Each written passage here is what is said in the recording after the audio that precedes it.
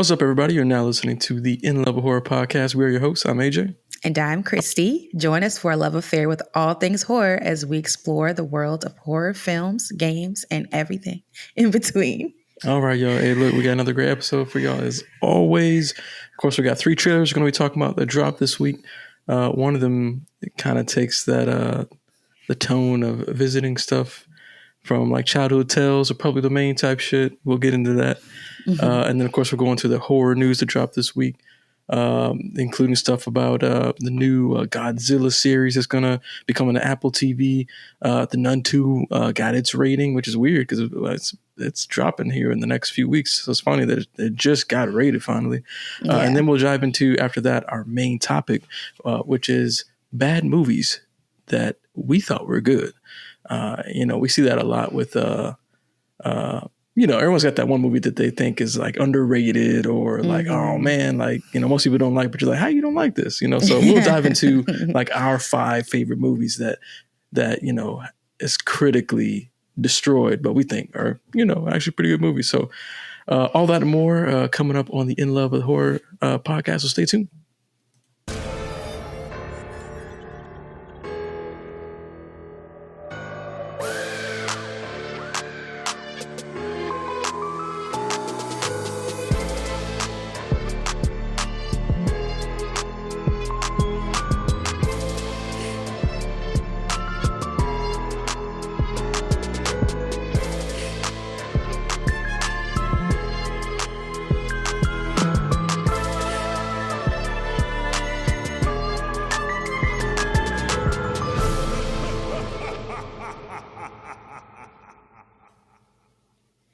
All right, y'all. And as always, before we jump into the trailers, we'll talk about what we watched this week. Now, babe, I know you didn't get a chance to watch anything this week because, it's back to school week. Got a lot of stuff going on with the kids in school. But I did watch one movie this week, and that was The Pale Blue Eye, which is an original Netflix film. And for those of you that are not familiar with it, let me go ahead and give you the synopsis of the movie, and it reads: a world-weary detective is hired to investigate the murder of a West Point cadet. What is this word? Stymied? You know what that word is? Where? There's a word in the synopsis of this, y'all. It's spelled STYMIED. No, I'm probably saying it wrong, but stymied by the cadet's code of silence, he enlists one of their own to help unravel the case. A young man the world would come to know as Edgar Allan Poe. The film is written and directed by Scott Cooper. It's like loosely based on something mentioned in an Edgar Allan Poe story, but it's very much its own original story that just features Edgar Allan Poe as a character. The main star of the film is Christian Bale. And I thought the movie was really good. Now, babe, I know you already seen the movie before. You had told me that you wanted me to check it out, so I finally got the chance to do that. But I thought it was really good. The performances were great. I like how the story unraveled. I like the mystery, and I like some of the horror elements within it. It's not really like a scary movie, but it's got some horror thematic elements to it. And I like the way the movie looked. Like the look of it had that kind of feel. It was very like the look almost looked like dry, like unsaturated. I don't know. Like it had a cool vibe to it. It reminds me of dang, now I can't think of the name of it. Johnny Depp was in it. It was like based on the Headless Horseman. Oh, Sleepy Hollow. Sleepy Hollow. It does have that look to it. Yeah, that's a good example. It's got that type of not necessarily like the feel where it's, but it's got that visual style to it, like the flavor is there. But definitely check this one out, y'all. If y'all are into like detective, like mystery thriller type of movies, and this is definitely like kind of like a period piece in a way too. So. If you like the mixture of all that, definitely check this one out. It's on Netflix. Because honestly, when I remember when I first saw the trailers, I wasn't even sure if I'd be into it, but I thought it was really remember good. You saying that. So if I thought it was pretty good, y'all should definitely check that one out. But yeah, that's it for what we watched this week, y'all. So we'll jump into the trailers this week. Now, the first trailer that we got this week is for a film called Goldilocks and the Three Bears, Death and Porridge. It's being written and directed by Craig Rees.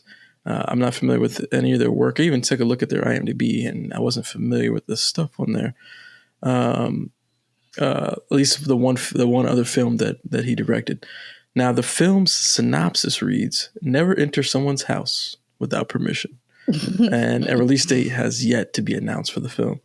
But this movie is taking kind of the Winnie the Pooh, Blood and Honey approach, where it looks, extreme B movie. Like the characters even have masks that kind of remind me of the masks that are in the Winnie the Pooh. Those are terrible masks. And honestly, it just, and like, I can't judge the film because I haven't seen it, but based off the trailer, the vibe it gives me is almost like that cash grab vibe. Like someone saw Winnie the Pooh movie and was like, I could do that. What kind of like creative idea can we come up with? Like, that's like something in the public domain, fairy tale or childhood story, whatever. Yeah. Oh man, what if we did a Goldilocks and Three Bears? Like, what should the subtitle be? Death and Porridge. Oh, I see what you did. I like that. So yeah, this feels like a cash grab, man, and it comes off that way in the trailer. And the trailer honestly didn't even make full sense, to be honest. So I don't know. What do you think about it, man? Well, yeah, I mean, it was a teaser trailer, so I was like, well, I'm not going to judge it fully because I don't really know exactly what the plot is or anything like that, completely. But yeah, it's definitely exactly the same vibe as the Winnie the Pooh Blood and Honey movie. Like, pretty much. That's exactly what I thought when I saw the masks and stuff that they were wearing. And yeah, I kind of agree with you. It's probably just, like a cash grab type of thing. And it might not be good. I don't think I watched the whole Winnie the Pooh thing. If I did it, I definitely don't remember it. And I might have just only watched clips or something on YouTube or something like that. Yeah. And listened to other people talk about it. And so a lot of people didn't like that. So I don't expect it, people to like this one either. Yeah. But yeah, that's pretty much my thoughts on it. Yeah, I think we're both in agreement that at least based off the teaser trailer, it don't look that good. But hey, we'll hold out judgment for the next trailer, and then based off of that, we'll see if watching the film was worth our time. But yeah, check out that trailer, y'all. Even if just to see, like, this is a trend I think is going to continue. We're getting this one now. We got the Winnie the Pooh one. I guarantee we'll get something else. Right. But again, that was Goldilocks and the Three Bears, y'all. Death and Porridge. Now, the next trailer that we got is for a film called 8 Found Dead. And the synopsis for this reads, 2 couples take a weekend getaway in the middle of the desert, only to discover that their Airbnb is already occupied. It's a long and bloody night told from 4 points of view.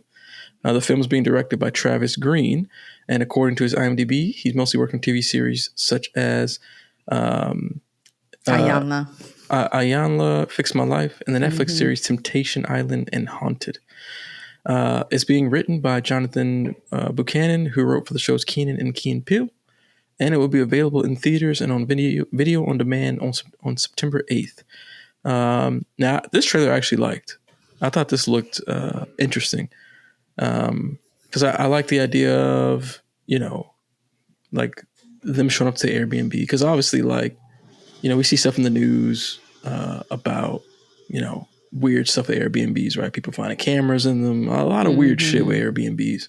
So already I think Airbnbs is a natural good setup for a horror film. So I like that aspect of it. The whole points of view thing I think is cool. I think it's cool when people play with the storytelling perspective, or we get to rewind it back to a different period, see it from a different point of view, and then like start connecting the dots. Like, that's always fun. But I just think it looks interesting. I think it's going to be crazy. And I like the concept, man. Like, even in the trailer when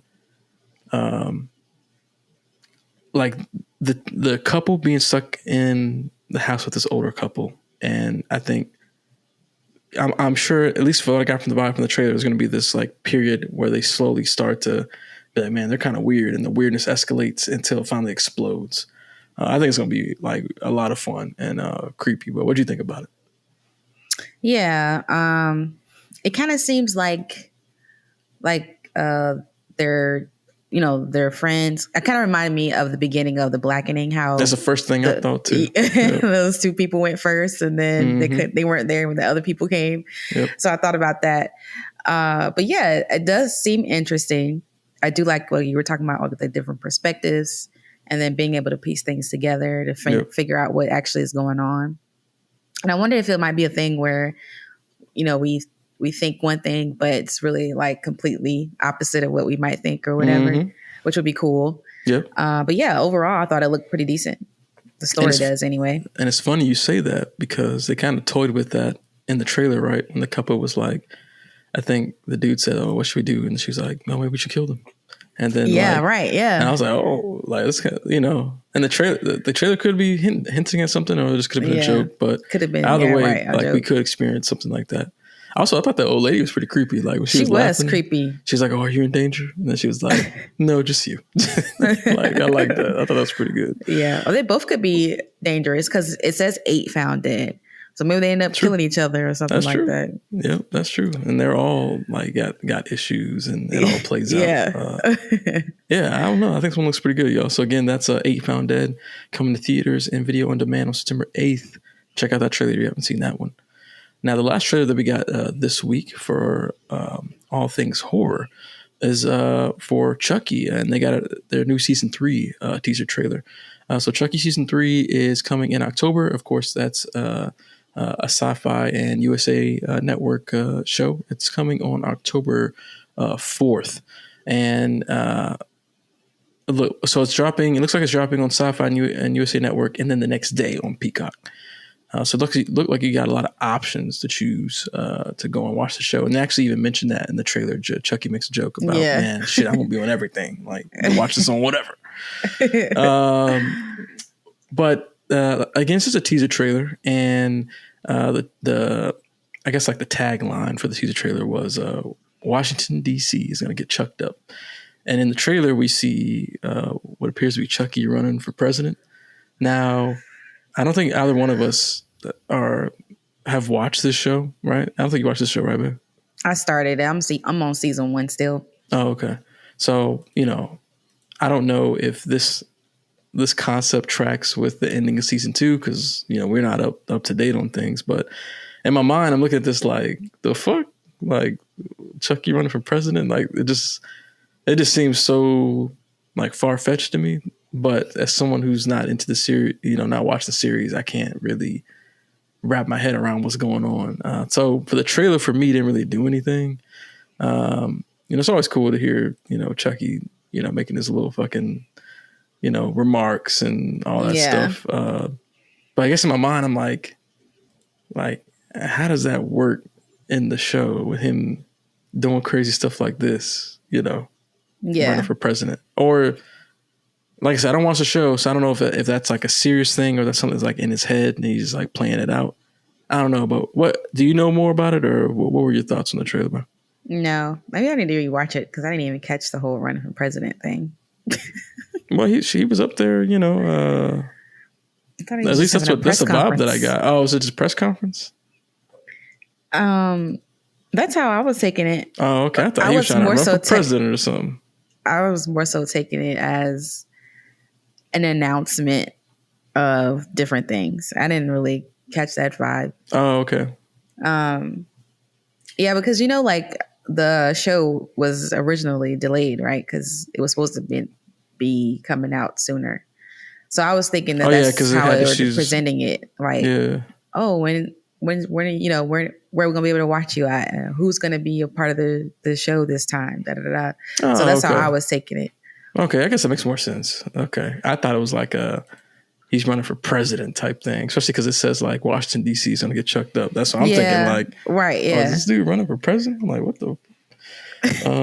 I will say the opening. I get that too. I will say the opening of that trailer was hilarious when he's like, "Who made this podium so fucking tall?" Like, he is hilarious. Yeah, he got funny stuff that he says. I mean, you started watching season 1, but you haven't finished it yet. So, like, did you not finish it because you weren't really feeling it, or what's up with that?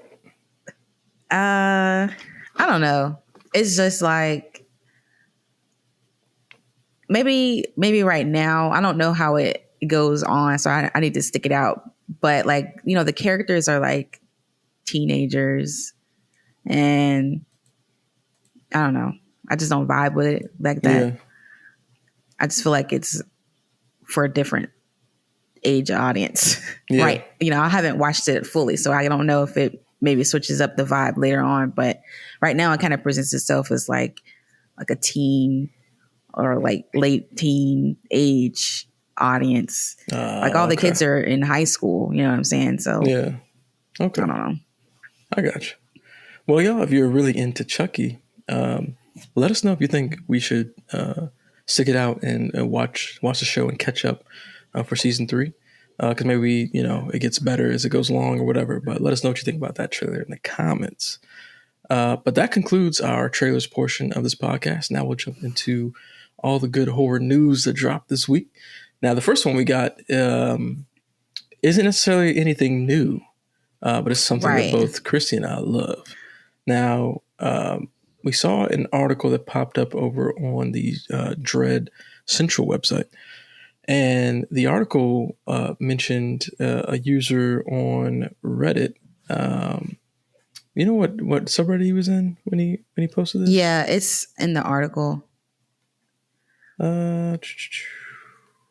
It's Cookie Jar, or no, that's his username. No, it doesn't say actually. Yeah, it doesn't say what the Reddit is actually. Was it? Oh, here we go. I think I found it. It was in the post was done in the horror subreddit r/horror. So there was a user who made a post in r/horror, basically talking about how the Netflix original series Archive 81 was basically like, and I'll mention a quote that he or that they mentioned in their post where they said that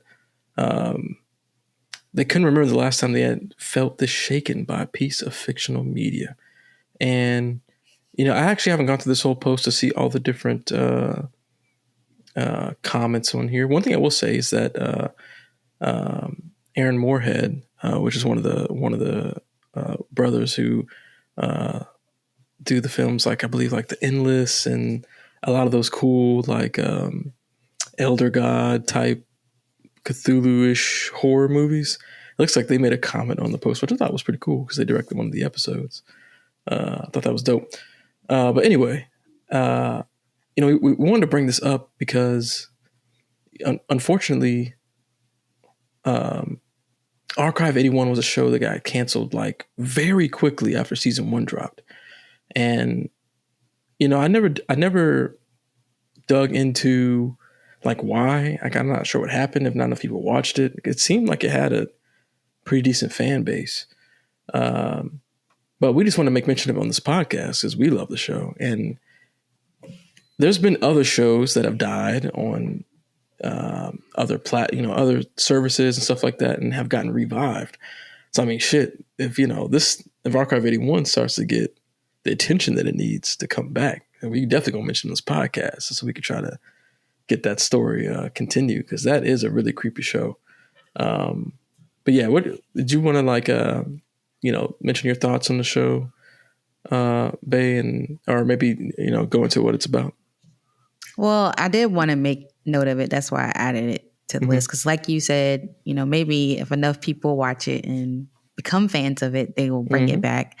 Because not only was it super good, but it ended on a cliffhanger, and I need the rest of the story. Now, the article did mention that it was based on a podcast. So I'm like, oh, well, I need to find this podcast and see if the story is complete there since they didn't complete it on Netflix. Nope. But it was a really good show. Like we were super invested in this show. Super invested, y'all. Yeah. So I do want to see it get the recognition that it absolutely deserves because it was super well done. The storytelling was so good. And when, it's one of those stories where it starts out completely over here and ends up all the way over here. It's all like the way. I never would have thought we were going to end up here. And so yeah. And you know what? If because a lot of times you watch a horror show, right? And it's not really that scary. Yeah. Like, sometimes there's a couple that are pretty scary, but most of the time they're not like really scary, like all the way through as part of like the main story. At least in the context of like, the through line being scary, not just having jump scares and stuff like that. Like this show was genuinely like creepy throughout like the entire season. You know what I'm saying? There was always this like eerie, unnerving feeling. And I still remember like the little sound that they made when they were, you know what I mean? You know what I'm talking about, the little music stuff. But yeah, this y'all, Archive 81 is definitely a fantastic show. And if you've never watched it, you definitely check out.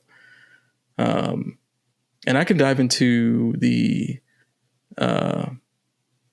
like the synopsis and all the information about the show, just in case you're not familiar with it, because you might not have seen it. So Archive 81 was directed by, it's a series, so it's got multiple different directors per episode. So some of those directors are Rebecca Thomas, I'm probably going to pronounce this wrong, Haifa Al-Mansour, Jessica Benson, and Aaron Moorhead. It was created by Rebecca Sonnenschein.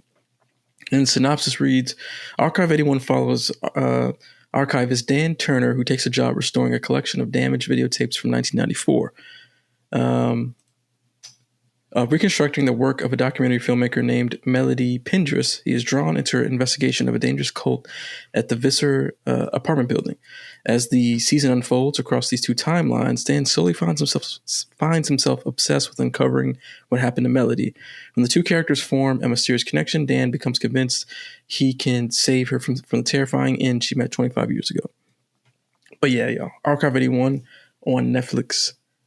Please check that out. And maybe we can, get everybody to work together to get this thing revived, because that would just be dope. But moving on, y'all.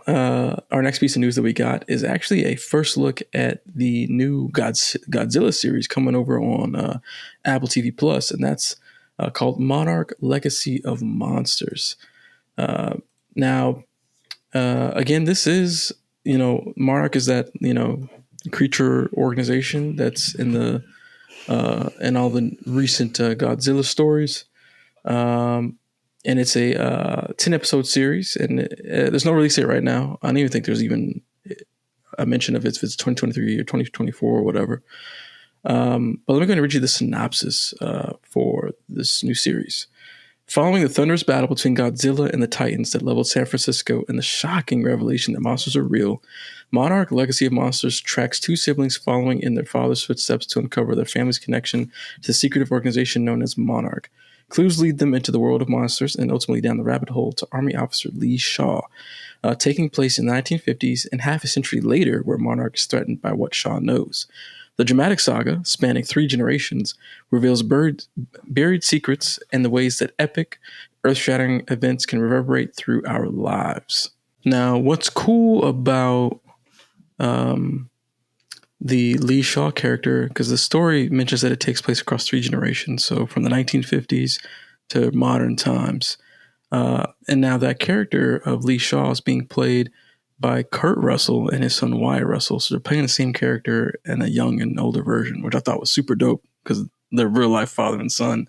So they can look alike and, play that character. That's super cool.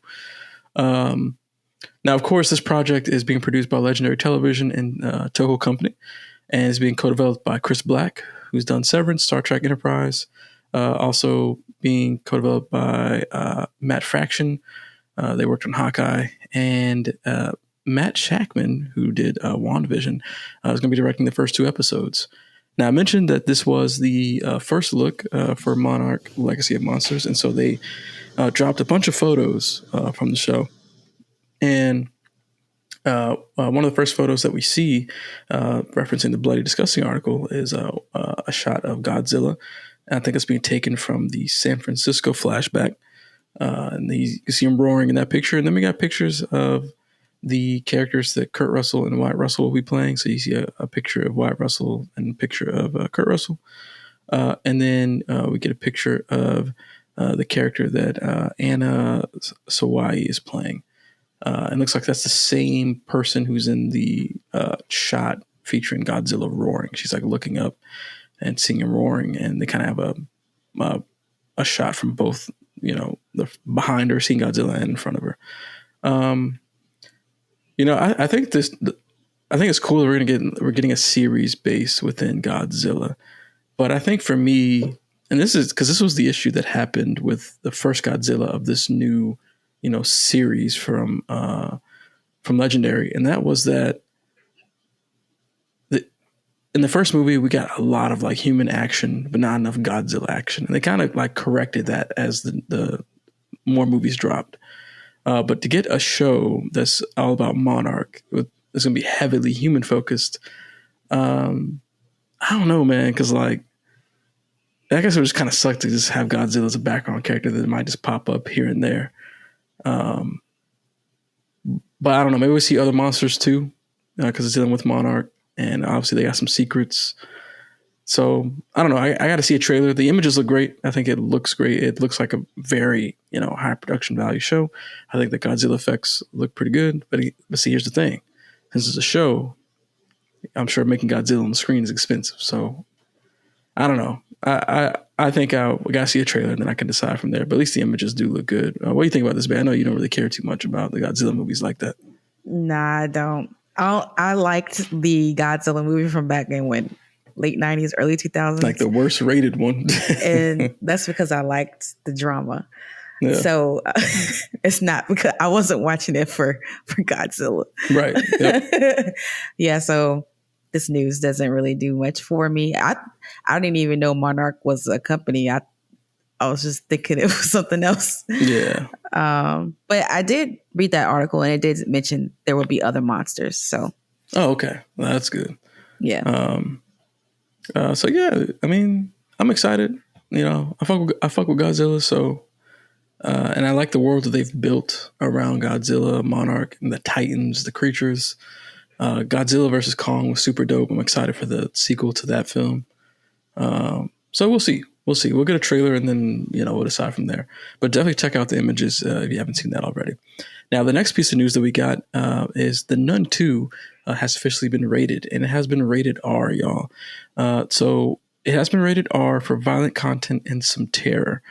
And that's cool. Like, I love when horror movies are rated R because I think that allows them to just kind of go ham and kind of do whatever they want. They could be as scary as they want, as much terror, gore, whatever the case may be.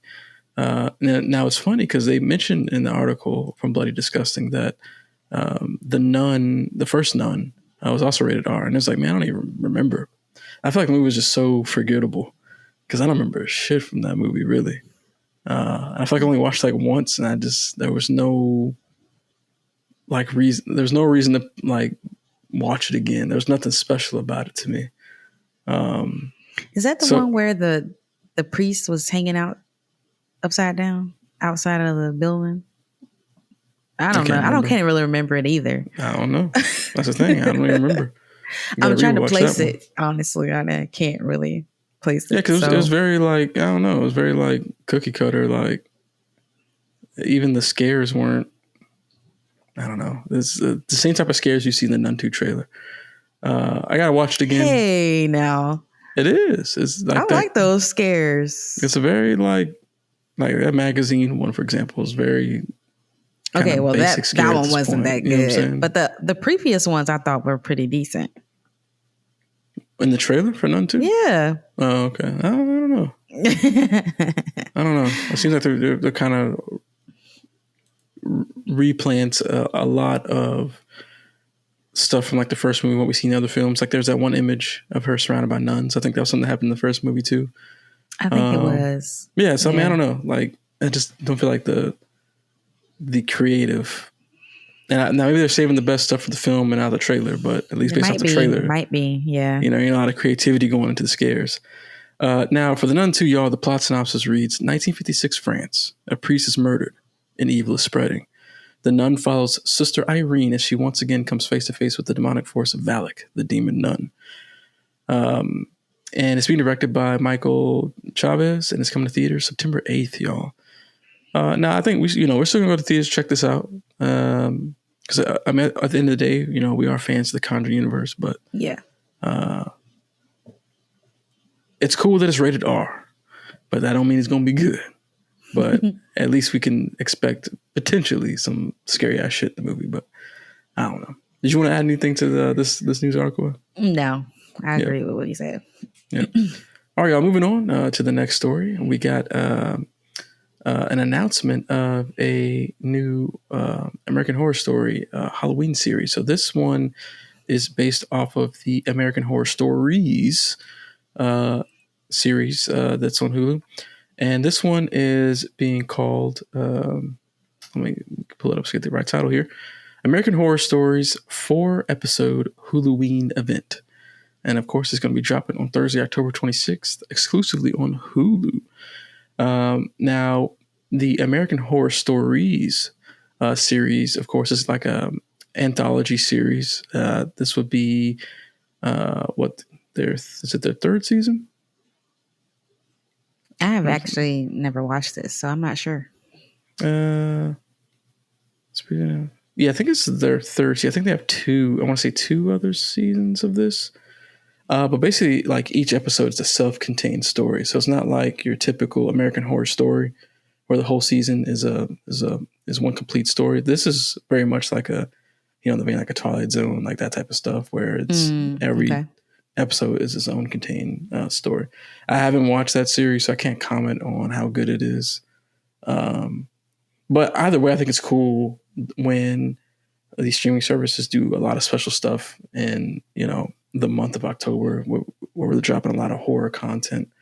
And also they did drop kind of like a promotional image for the series. I thought looked really weird, where some dude's holding or some person is holding I don't know, was it like a chemistry flask type thing? Yeah, it looks like one of those things like you touch in a museum. Yeah, it's got some weird alien creature in there. I don't know. It looks creepy. Looks cool.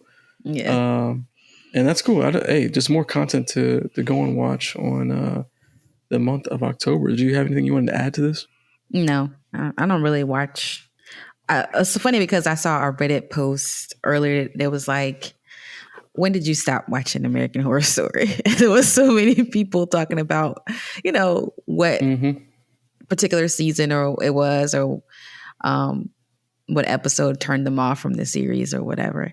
I'm one of those people. I stopped watching it a long time ago. I actually kept up with it. I am still behind, but I got pretty far up there, and I do think that I had its moments in the middle where it kind of lulled, but even towards the end, it's like some of those. Well, I'm not gonna say last few seasons, but there are some good later seasons that I actually really did like. There was that I think like Antichrist one that I thought was really cool. The Roanoke one was super cool. I remember the Antichrist one. Yeah, I don't know. Like, I've like, the series has had ups and downs, but I've always liked it just mainly because of all the performances in the series. They've always been really cool. People take on such like different types of characters, and I don't know. It's just interesting to watch. Yeah. But yeah, y'all, this new 4-episode series is coming Thursday, October 26th, exclusively on Hulu. So if you're really into the American Horror Stories, be ready to check that out. Now, the last piece of news that we got this week is some unfortunate news because the Last Voyage of the Demeter did not do too good at the box office, y'all. And of course, all the articles about it used all these great, puns, whatever, such as Variety saying, "The Last Voyage of the Demeter sinks at the box office," and it was rough, y'all. It only made $6.5 million on its opening weekend. It's currently sitting for its rating. It's got a 50% critic rating on Rotten Tomatoes and a 74% audience score. And I mentioned it in the review that I did on our YouTube channel. But the Meg 2 made almost double what it made. And that was like its, second I think it's second weekend. It was our second And weekend. I was like, damn, like how did that happen? You know, and the film cost $45 million to produce. So it's looking very likely that that they probably aren't going to turn a profit. Now, again, I will say that 6.5 was just the domestic total, I believe. Mm-hmm. I don't know if this film has been released worldwide yet. Maybe worldwide they might get some extra, boost in viewership. But it ain't looking too hot, and that's unfortunate because I actually did like the movie. Yeah. Anything else you want to add to that? Yeah. I agree. It is unfortunate because it wasn't that bad of a movie where it shouldn't have made much more money. But it's funny because I did read another article on Looper that it went into more detail of why I can't remember the person who wrote it, but they said these are the things that they thought are the reasons for why it didn't do well. But before I go into those reasons, when I was watching reviews on the movie after we went to go see it, a lot of people were like, oh, I've never even heard of this movie, or I've barely heard about this movie.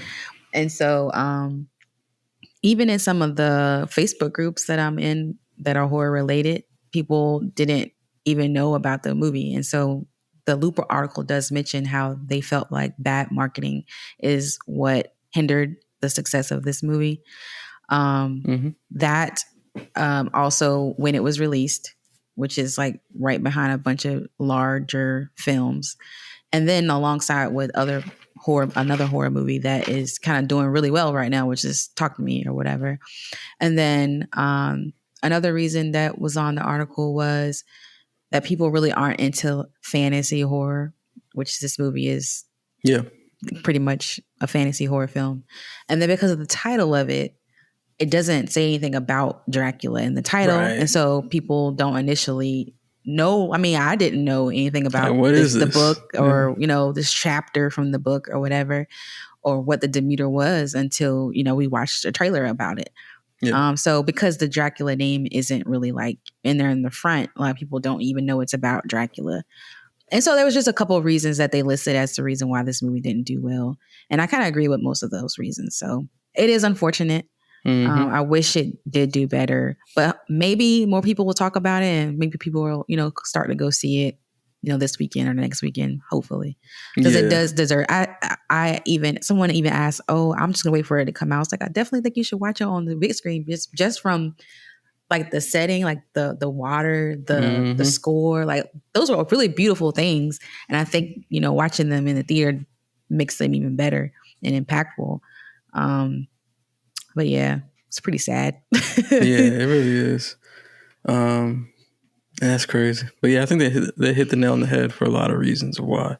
Yeah. The main one being the title. I don't think nobody even knew what it's about unless you watch the trailer or look at some of the promotional imagery. So yeah, that's unfortunate, but maybe it'll get a little word of mouth and not drop too bad for a second weekend. But we shall see, y'all. But that is a great segue into our main topic, y'all. And that's all about bad movies that we thought were good. So stay tuned for the main topic.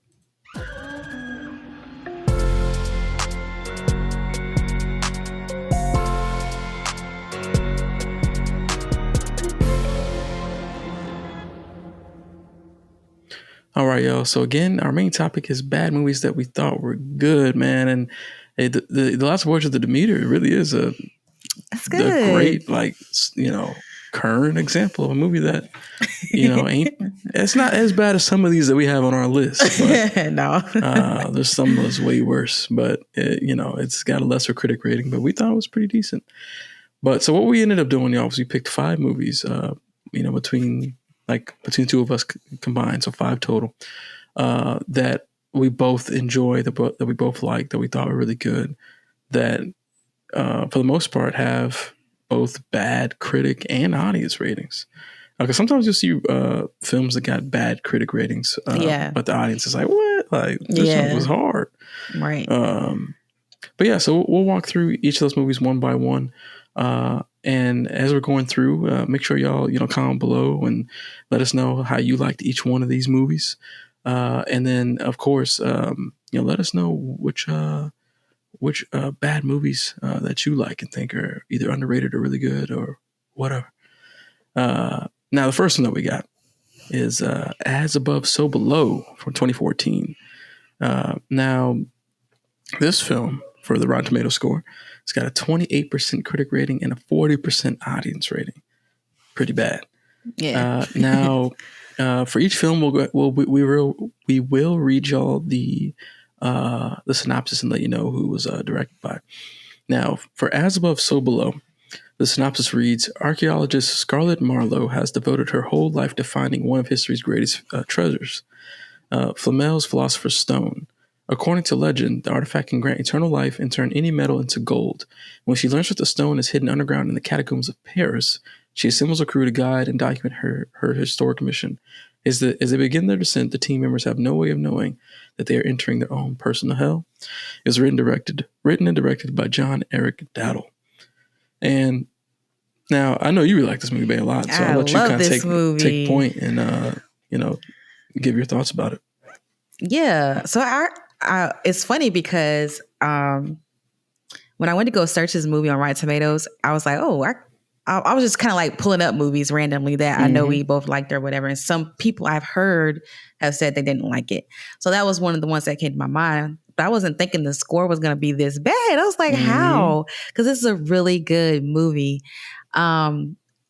It's so scary. Even when I was put, because AJ gives me the task of trying to find the images and stuff to go for the podcast. And so I went to go pull up the clip, right? I didn't even play it. I just paused it because I didn't even want to watch it.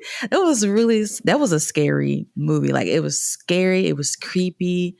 It was eerie. I thought that the performances were really good. Yeah. Like, I felt like these people genuinely were being terrorized in these daggone catacombs. Like, and personally, anything that's underground scares me anyway.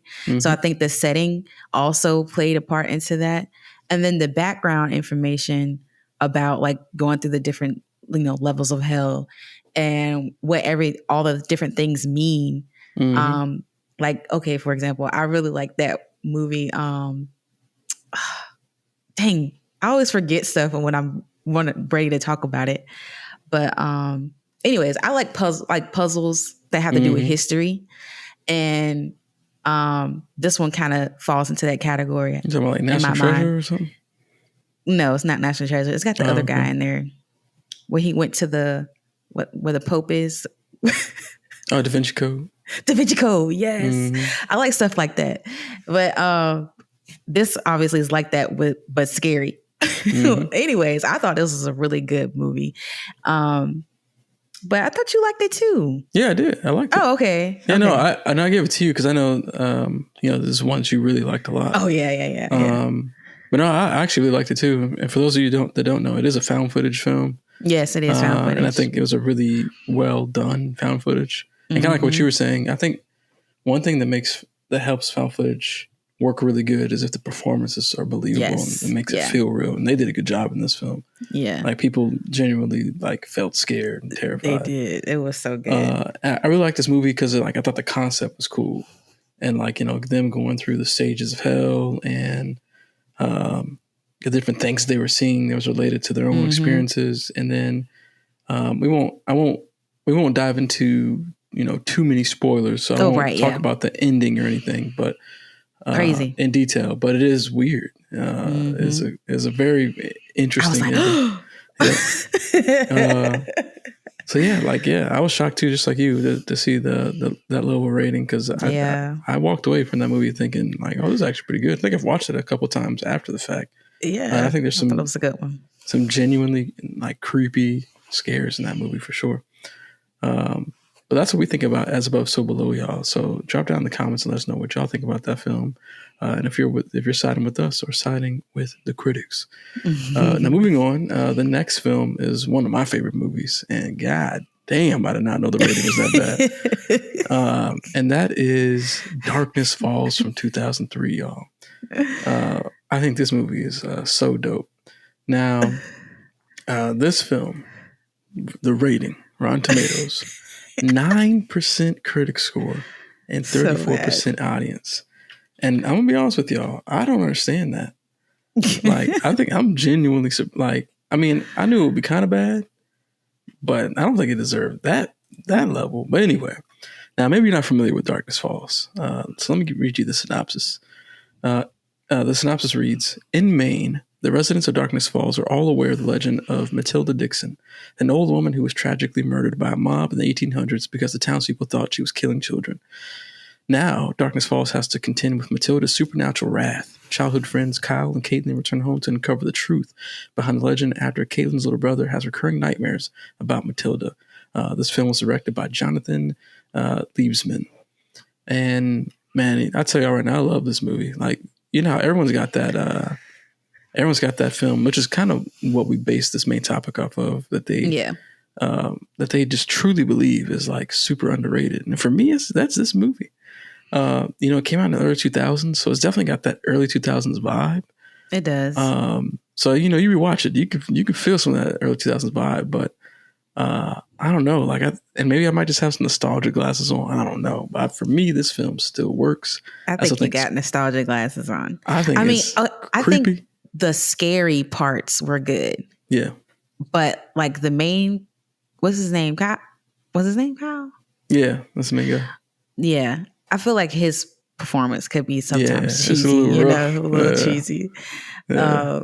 But I think the scares were good. Like the scariness, like being a kid in this, you know, witch woman, the darkness, obviously, you know, because as a kid, you're already scared. Most kids are scared of the dark anyway. Yep. I can see how it could be scary. But if you watch it now, I don't think it holds up as well, dear. I feel like I watched it not like within at least the last 5 years, I want to say. And okay, there's still some scary parts to it because it deals with the dark, man. Everybody's scared of the dark, at least at some point in their life. Right. And like, I don't know. And then like there's, you know, obviously there's some dumb moments. So there's also some smart moments, like, you know, Kyle's character, like having a ton of flashlights and being prepped. He had like, that bag ready to go. He was ready at all times. And there was moments, you know, there's moments where like, you know, there's a lot of tension, like that buildup, but like, you gotta turn lights back on, like she's coming. And there's like, honestly, there's some good special effects. Like there's moments where like people were getting snatched up into the air. Like, yeah. Like there's some really good special effects moments. And I just think that it's like a really good early 2000s horror film. Like, I really like this movie. But yeah, that's my thoughts, babe. What you got? You know, what you got to say about this film? I mean, I remember watching this. I think you showed me this movie. Actually, yeah, you did. I like, you gotta see this one. This one is crazy. Well, like I said, I know why you like it, but I personally, it's not like nowhere near the top list as it is for you. Yeah. I think it's creepy, man. But I wouldn't have expected it to have a 9% critic score. Yeah. That's dumb low. Yeah, it's strange. Like 9% is bad. Super bad. Like, it is bad. But it is what it is. Like, but that's definitely like my probably number one underrated film. Like Darkness Falls, man. There's some very memorable scares, creative scares. And it's always cool when it deals with like that dark type of stuff. But yeah, that's what we think about Darkness Falls, y'all. Let us know in the comments what y'all think about it. And if you've never seen it, like definitely check it out. You never know. You might be on my side. All right, y'all. So moving on. The next film that we got up here is Alien vs. Predator, which came out in 2004. Now, this film's got a 22% critic rating and a 39% audience rating. Now, if you're not familiar with Alien vs. Predator, which I'd be surprised if you weren't, but if you are, the synopsis reads: when the wealthy and ambitious Charles Bishop Whalen funds an expedition to Antarctica, he hopes to find a mysterious source of heat that has been detected. Led by a tough guide, Alexa Woods, Whalen and his team uncover a pyramid, but they also find malevolent parasitic aliens. Making matters worse, another extraterrestrial species known as predators arrive to hunt the other aliens, with the humans caught in the middle of the conflict. Of course, this film was directed by Paul W.S. Anderson. Now, for this one, I'm a big fan of this movie too. Like I actually really like this movie a lot. I think this movie's a lot of fun. Another great early 2000s film. And for Alien vs Predator, because I think everyone for the most part knows what the Alien franchise is, what the Predator franchise is, and they had always like hinted at the other like film in each other's films, like them potentially being in the same world. So when this film finally came out, and you got these two iconic characters like battling off against each other, and maybe because I was just younger at the time, like I thought it was so dope, and it had some great creepy moments, and it's just like a great horror action flick. It's like kind of like Paul W.S. Anderson. He did the Resident Evil movies, I believe, and so it's got that same vibe to it. That horror action vibe. I was going to add those to the list too. Yeah, it's a different and it's a different kind of vibe to it. And it's one that I personally think I like. But yeah, that movie was a lot of fun. Like especially if you're into Alien and Predator, I think you will overall have fun with this movie. And then get the black lead, make it all the way to the end, and I won't spoil too much, but don't spoil it. Yeah, I'm sorry. I did really say how, but I really liked this movie. This was like I watched the older Alien movies, but later on. Mm-hmm. But I watched this one. When it came out, it was good. I watched it multiple times. Like, mm-hmm. I'm pretty sure we had it on DVD. Yep, I had it on DVD too. I sure did. Yeah, so it was definitely a really a favorite of ours for sure at my house. I like the action, like you said, mm-hmm. the tense moments. Like, we're not giving away spoilers, but there were some good tense moments. Yep. But yeah, that was definitely a really good one, and obviously I like Sanaa Lathan. So yeah, I definitely think that Alien vs Predator is better than some of the films that come later in that same franchise, and even some of the films within mm-hmm. each iconic character's own franchise. But that's what we think, y'all. Let us know in the comments what y'all think about Alien vs Predator. I think it's a lot of fun. Now the next film that we got is another dope film. That I'm actually surprised by the rating as well. Super surprised. Yeah, and that is 13 Ghosts from 2001. And it's kind of funny because these last three movies have all been like the early 2000s movies. Yeah. But anyway, 13 Ghosts, y'all. If you're not familiar, let me read you the synopsis. A state-of-the-art remake of the classic William Castle horror film about a family that inherits a spectacular old house from an eccentric uncle. There's just one problem. The house seems to have a dangerous agenda all its own. Trapped in their new home by strangely shifting walls, the family encounters powerful and vengeful entities that threaten to annihilate anyone in their path. The film was directed by Steve Beck. I know this is a film that we both love a lot. Yes. And this movie is another one that's got, one, actually didn't know it was a remake. But two, the concept I think is really cool. Super and I think cool. the effects were really well done in this movie in delivering that concept.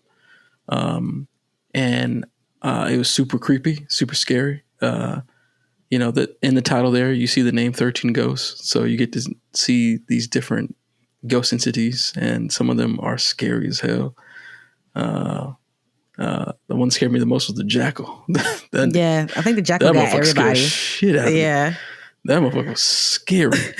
And the little kid was really creepy to me too, I thought.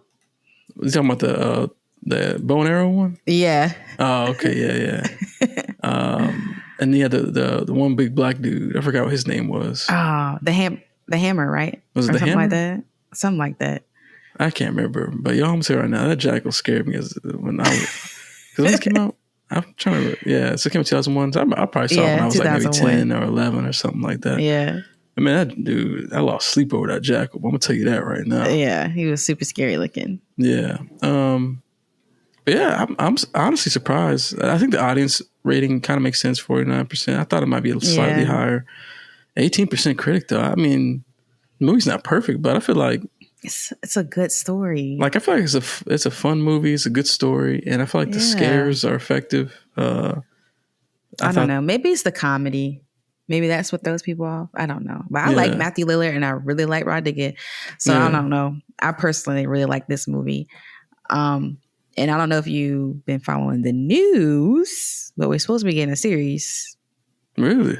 Yeah. Dark Castle Entertainment is supposed to be doing a 13-part series. So we're going to get like ghost a per breakdown episode. for each different ghost.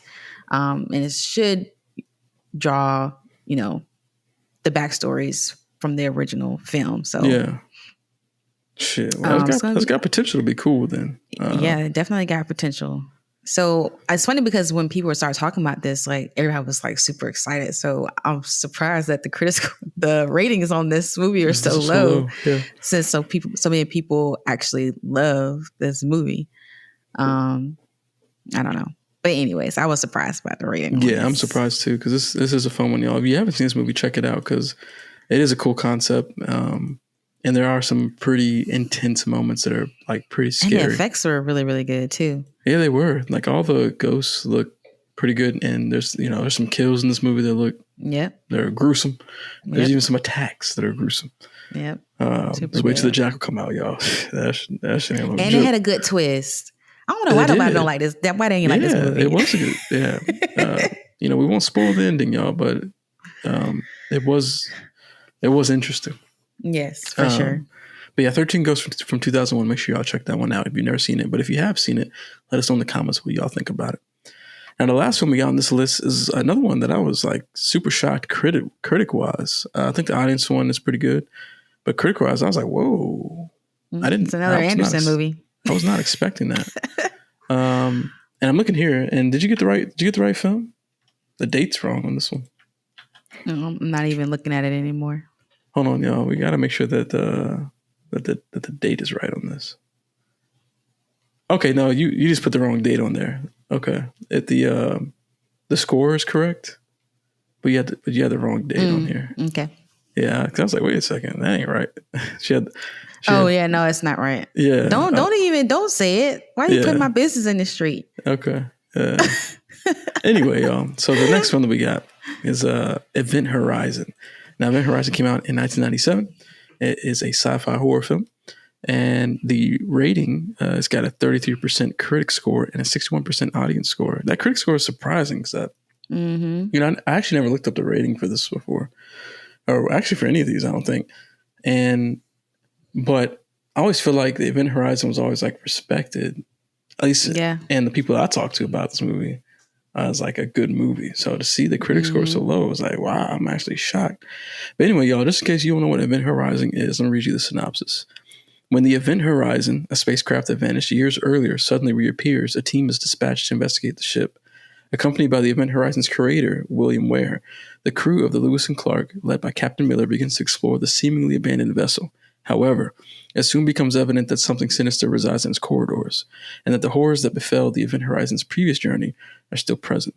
And like you said, this is another film that's directed by Paul W.S. Anderson. And this is another good like sci-fi horror movie. There's a lot of creepy, disturbing moments in this movie, some great horror, some great sci-fi horror. So if you like sci-fi horror and you haven't seen this before, you're going to love this movie. And a lot of gore. Yeah, there is a lot of gore. Special effects is on point. It's nasty. And I think they even like had to cut some stuff out of this film, if I remember correctly. Because it was just too nasty. It was too gross. And too, I guess, like tormenting. But but it's really good, y'all. Like it works. It's effective. Performances are good. And yeah, I'm just shocked, y'all. 33% critic. I was not expecting that. What do you think about Event Horizon, bro? Oh yeah, I like this movie. It's definitely one of my favorite sci-fi horror movies. Yep. You got, like you said, great performances. You got Sam Neill. You got Lawrence Fishburne. Yep. Like those are alone heavy hitters right there. Yep. The story I think is super solid. The like I said earlier, the special effects were really good. Yeah. I just thought it was a really good movie, and it's scary. The thought of it is just super scary. Yeah, it's very conceptual, and and one of the things, like you always say, it's such a tight movie because they're in space on this spaceship. Yeah, it's contained, y'all. Yep, ain't nowhere to go. You can't. Yeah, ain't nowhere to hide. There's no escape. There ain't no escape, y'all. Y'all done. Just the way things unfold I thought were just really, really well done. So it's definitely one of my favorites for sure. Yeah. No, the concept is what's so is what's so crazy. Yeah. But yeah, y'all, that is that's Event Horizon. Definitely check that one out. But fair warning, it can get like it's a little crazy. Yeah, it can get crazy. That's definitely for sure. But let us know in the comments what if you've seen it, what you think about Event Horizon. Because I'm surprised by that. But that, y'all, is our five films that we chose for bad movies that we thought were good. And it's just crazy, like going through all these films. Again, the five that we picked were As Above, So Below, Darkness Falls, Alien vs. Predator, 13 Ghosts, and Event Horizon. And to think that all those movies all have, under 40% at least critic score, which is crazy. And these are all movies that we really like. But now the great part about this, y'all, is now we can turn it to you. Let us know what are some bad movies, or at least, critically, rated bad movies that you thought were really good, or some really underrated horror movies. Drop that all down in the comments, because I'm sure there's plenty that we haven't seen before that we'd love to check out. So put all that down in the comments below, and let us know what y'all think about these 5 movies that we picked as well. But that, y'all, will do it for this episode of the In Love with Horror podcast. Thank you so much for tuning in with us. If you made it this far in the podcast, we appreciate it so much. Make sure you're following us on all of our social media channels, TikTok, Instagram, YouTube. Subscribe to all that. Make sure you subscribe to wherever you listen to this podcast at, whether it be on YouTube, whether it be on Spotify, whether it be on Apple. Make sure you subscribe, make sure you follow, and then make sure you leave us a rating on those platforms so we can get boosted up. I think we did get 1 rating on what was it, Spotify? Yeah, it's on Spotify. Yeah, so we got 1. So hey, look, to that 1 person, we appreciate you. Now, who wants to be the second person? Now go on there and rate. I don't think we got anything on Apple, so hey, you want to be the first? Go on there and do it. Like, you got the opportunity right now. But yeah, hey, just another quick note here. We got some cool things that are coming. Just as a reminder to y'all, because I think we mentioned it on the previous podcast. We're actually currently rewatching all the Saw movies leading up to Saw 10, and then what we're gonna do is do a ranking video on that. So make sure you subscribe to our podcast and YouTube channels for that, because that'll be a really fun one. And we also are going to try to do the Conjuring ranking video as well, since we got the Nun 2 coming out, the Conjuring universe ranked. All that stuff will be coming soon on all our social media channels. So make sure y'all subscribe, man, because we got some good stuff coming. And we're getting closer and closer to spooky season. It's getting exciting. As we get closer, man, and it seems like there's gonna be some good stuff to watch. And we'll have a lot going on for October. But again, y'all, thank y'all so much for listening to this episode. We'll see y'all on the next one. Peace.